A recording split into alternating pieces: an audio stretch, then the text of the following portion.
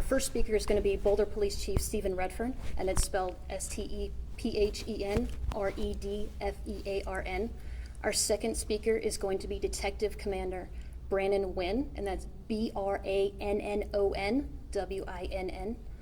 Our third speaker is going to be District Attorney Michael Dougherty, MichaelDougherty, and then we will take a few questions. Please remember this is still an active investigation, so we won't be able to answer all your specific questions, but we will take a few questions at the end. Now I'm going to turn it over to Chief Redfern. Thanks, Deanna. Thank you, everybody, for joining us today. As Deanna said, my name's Stephen Redfern. I serve as the police chief for the City of Boulder Police Department. Today, we're here to share an important update on a homicide case from 2024. Our department has been diligently working since July of 2024 on this case, and I'm pleased to announce today that an arrest has been made for the murder of 19-year-old Zariah Hardy. Earlier this week, we drafted an arrest warrant for a suspect on the charge of murder in the first degree for that murder. This morning, two of our sharp-eyed officers located that suspect and put him under arrest. In a moment, Detective Commander Brandon Wynn will share some of the details of how we got to this point in the investigation. But first, I want to address a couple of points. First thing I want to do is to thank each member of our team who ensured that Zariah's murder was not forgotten. From the initial responding patrol officers to our criminalists, victim advocates, and especially the detectives that worked this case, they ensured that a suspect was identified, but also ensured that a strong case was put together that ultimately led to the charges that got us here today. Each one of these groups demonstrated exceptional commitment and compassion for Zariah throughout this investigation, and I commend all of them. I also want to thank our partners. We had many partners that helped us get to this point today.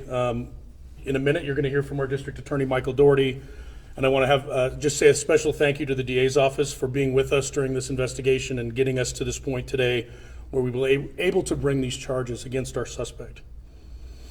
On a more personal note, I want to share just how tragic this case is. Zariah should be here today. She should not have been living on the streets of Boulder and should not have been victimized and ultimately murdered on our streets.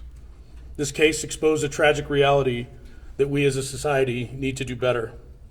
It is entirely unacceptable that this young woman lived and ultimately died on our streets. Something must change. We must have better resources, treatment, and intervention options so our most vulnerable populations are not able to be victimized. I hope that this arrest and subsequent accountability for the person responsible for Zariah's murder will bring her family and the community some comfort and motivate us all to do better to find ways to prevent such tragedies from occurring again.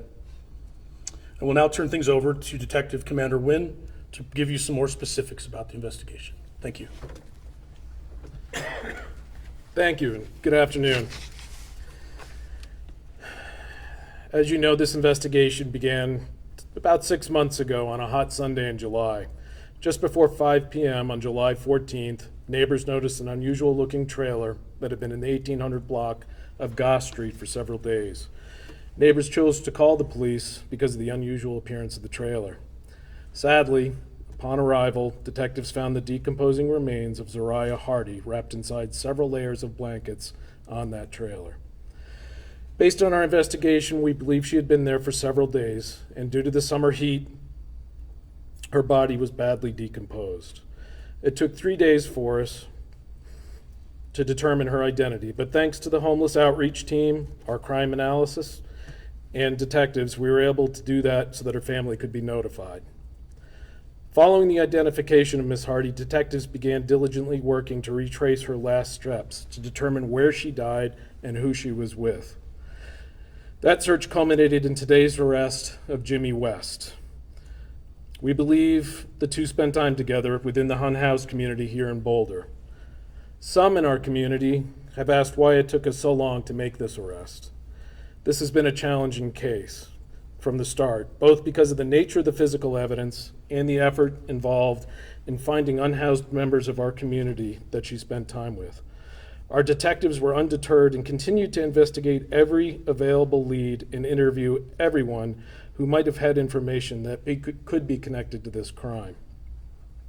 A great deal of effort was put into locating and interviewing individuals who were difficult to find or reluctant to speak with to ensure that they had an opportunity to contribute to this investigation. The Boulder Police Department is committed to presenting complete and thoroughly investigated cases to the district attorney for prosecution. That takes time. It's time that is well invested to ensure justice for the families that we serve. We have met with both the district attorney's office and member of Zariah's family throughout this time to keep them informed as the investigation progressed. But like all active investigations, we are rarely able to talk publicly about those specifics. The same is true now, which is why I'm unable to share more information since we're now turning this case over to the district attorney's office for prosecution. Before District Attorney Michael Doherty steps to the podium, I want to say that I'm proud of the dedication and persistence our detectives showed in this case. We want Zariah's family to know that we will continue to work with the district attorney's office every step of the way to bring justice to her memory. Thank you. And with that, I'm going to turn it over to Michael Doherty.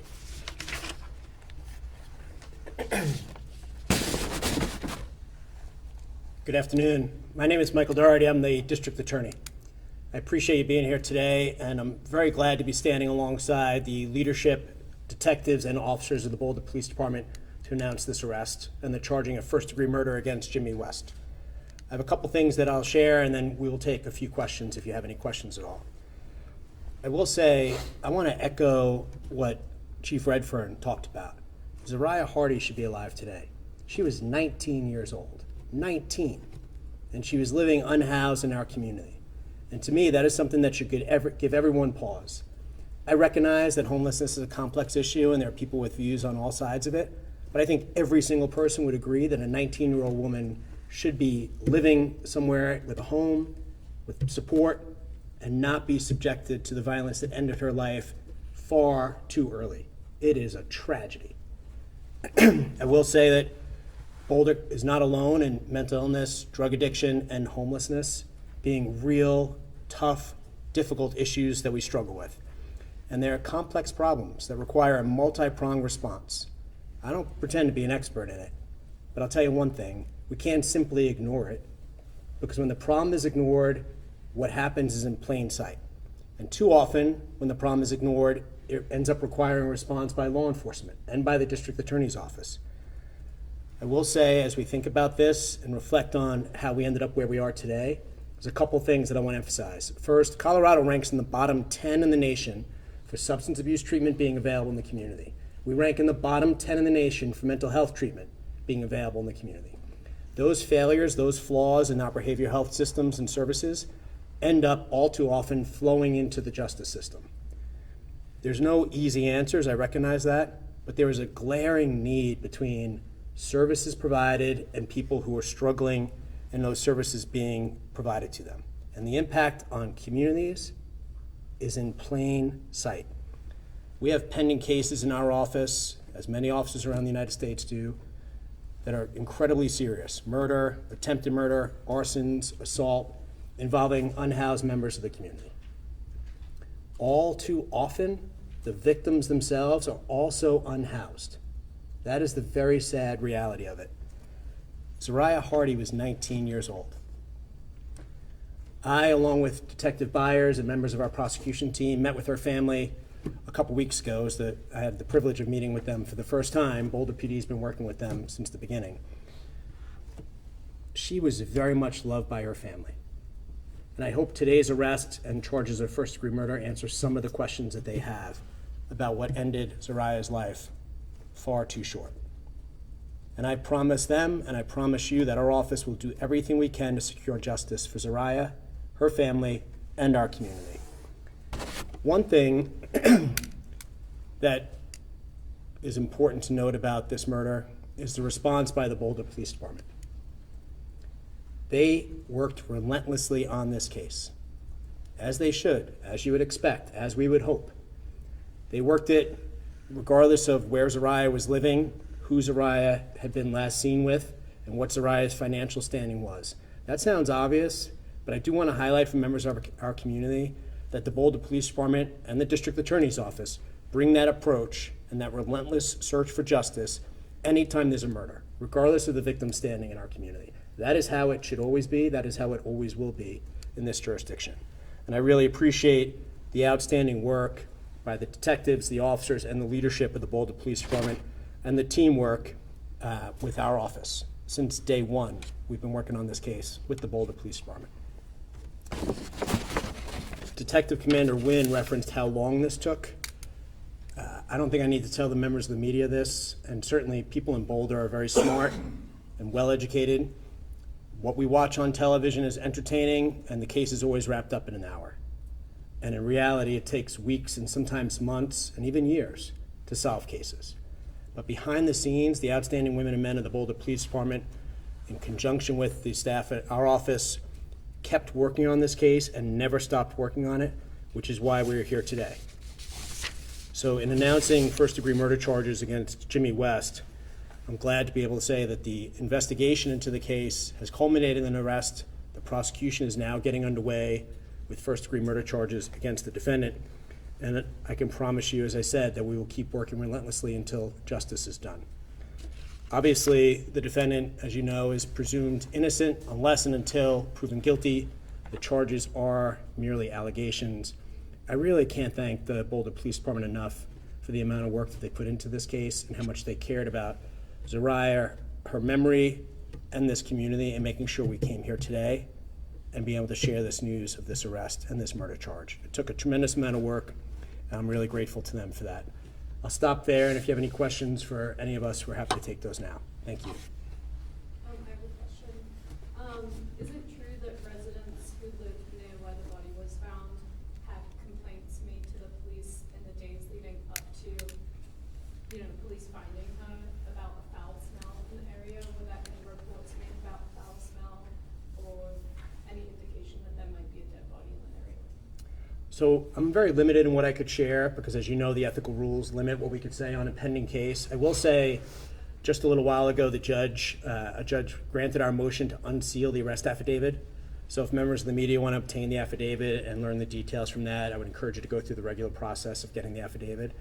To answer your question, Nikki, all I would say for now is we always appreciate when community members reach out to law enforcement to report anything unusual, and certainly that allowed the Boulder Police Department to begin the investigation here. Is there any information you can give us about the suspect? I know you said that he was also unhoused, just age, and I guess the length of the relationship that he had with Zariah. How long did that go for? It's a good question. I'm going to refer you back to the affidavit for that. Do we know anything about if he has a prior criminal history? So I'm not permitted to disclose that in this setting. There might be additional information about that in the affidavit. And in his first court appearance, that will definitely be covered. His court appearance will likely be tomorrow. One thing I would highlight for members of the media is that,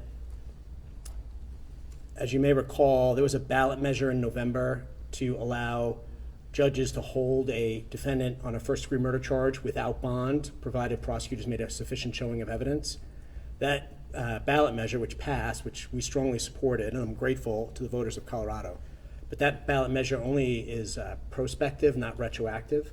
So since this murder happened prior to the ballot measure, you'll hear a lengthy bond discussion at some point on this case, perhaps as early as tomorrow, and I imagine those circumstances will be shared with the court.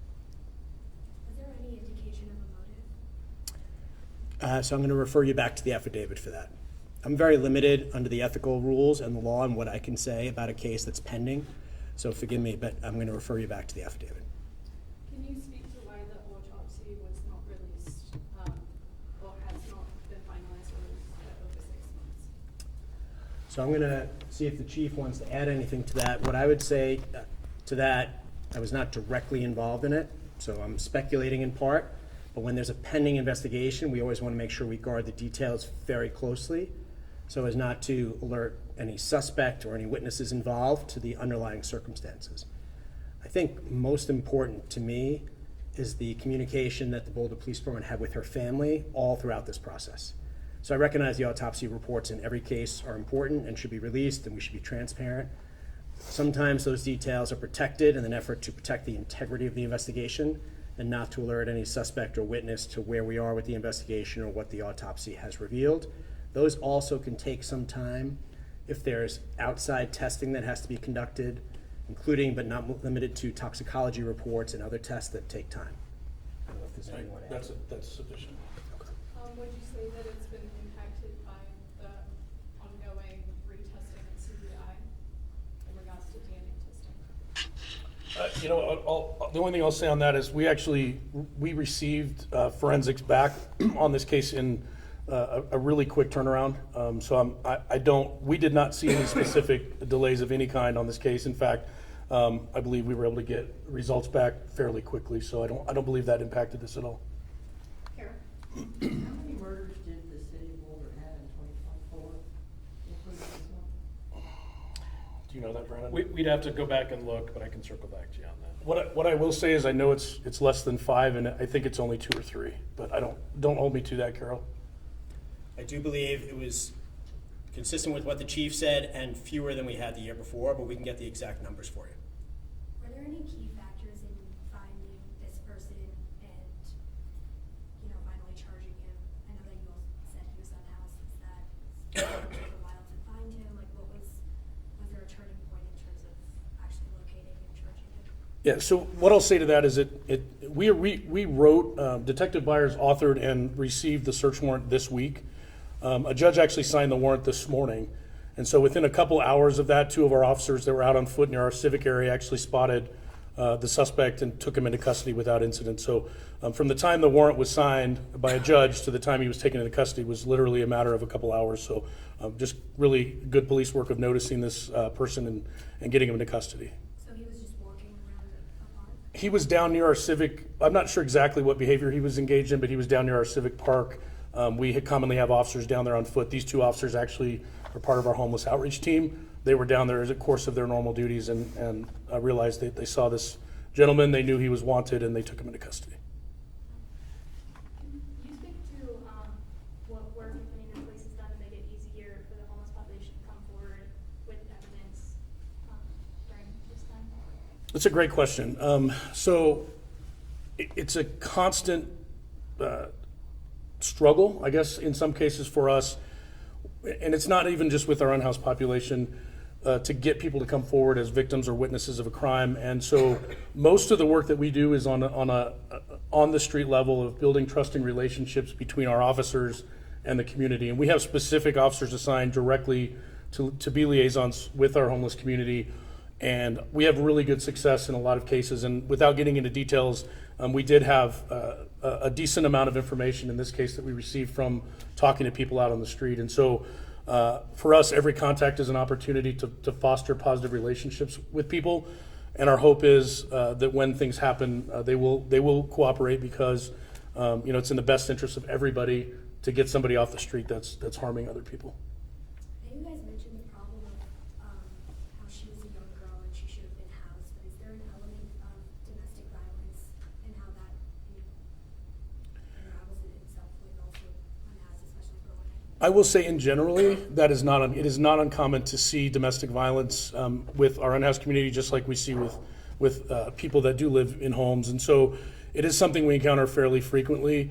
And you can attribute sometimes substance use to that. Mental health issues play into domestic violence. So I can't put a number on it, whether there's more with people living outside or in a home, but it is something that we deal with. In this case specifically, I would refer you to that affidavit. I'm not sure if that's an element in this, but if it is, I'm sure it's mentioned there. During these 6 months, did police ever believe that the great public was in danger, or was there indication that this was something that happened that was targeted towards Zariah specifically? So we knew, and of course the detectives worked a lot of different angles and leads in this case. We did not believe we had somebody running around the community randomly harming people. We believed likely, even from the start, that there was almost certainly a relationship between the victim and suspect in this case. And so we did not put out any sort of public alert that we believed there was an immediate danger to the public. Now, obviously, if we have somebody that's willing to take someone else's life, that's a dangerous situation, but we did not believe, our initial indication from the get-go that this wasn't just a random crime out on the street. I think we have time for one more question. Why did the search warrant take until So it's a long process sometimes, and so as it should be a process that's very thoroughly vetted. And so when our detectives write a search warrant, they have to establish probable cause. And our district attorney's office, who eventually has to prosecute the case, has to make sure that probable cause is such that they feel comfortable moving forward. And so it is very common for us to submit paperwork to the DA's office and go back and forth a little bit, add this, maybe enhance this a little bit, ask for more info, and then ultimately it has to go to a judge to be signed. So that process takes some time, and in this case, especially on any case, but especially on a serious case, we take our time to make sure with our partners that we have it really dialed in and the information is there before we are putting our hands on somebody and taking them into custody. We have to make sure it's solid. So it's just identifying the suspect. That's one aspect. There's a lot of aspects. The biggest is just clearly establishing for the DA that we have probable cause to make that arrest. Carol, do you want to be our final question? Sure, you guys don't mind, you already answered this, I'm sorry, I was a little late. Was this guy on the run? Were you having a hard time keeping an eye on him, or how would you portray his lifestyle as you were building your case? So obviously, during the investigation, there's different touch points that we did have contact with this person without getting into a lot of details. I believe that when you look at either the affidavit or his criminal history, you'll see that he has been in and out of custody at different points during this investigation. And so without giving away any investigative tactics or anything like that, we, throughout this process, while we were building probable cause to make that arrest, we did our best to keep somewhat of tabs on this gentleman to know what he was up to. But ultimately, until we had probable cause, we had no reason to detain him for this case, which happened today. Chief, do you want to make any final statements before we wrap up? No, just thank you for being here, and thank you, just reiterating thanks to our entire team that made this possible. Thank you. I just want to say, I think, Mr. Tran, you have any comments?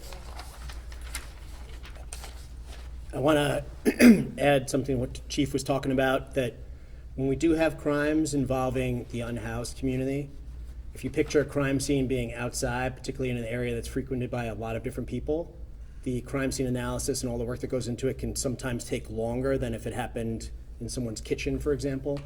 And then also, as the Chief referenced earlier, tracking down all the witnesses and interviewing all the witnesses, some of whom might be struggling with other issues, and trying to make sure that we have all the information. As prosecutors, we have to always make sure when we file murder charges that we have met the ethical obligation of believing that we could prove the case beyond a reasonable doubt. And I would stress again that this, of course, defendant is, of course, innocent unless and until proven guilty, and the charges are merely allegations. But I really want to thank you for being here today. I think it's really important that we be able to share this news with the community and get the word out about the successful investigation by the Boulder Police Department and our commitment to fighting for justice for Zariah, her family, and this community. Thank you. You guys, now you have another meeting to get to, so. Thanks, Tia. Thank you. Thank you all for coming. I know you can get the affidavit from the district attorney's office. I think it will give you some more information to answer some of your questions. Thank you all for coming. Thank you.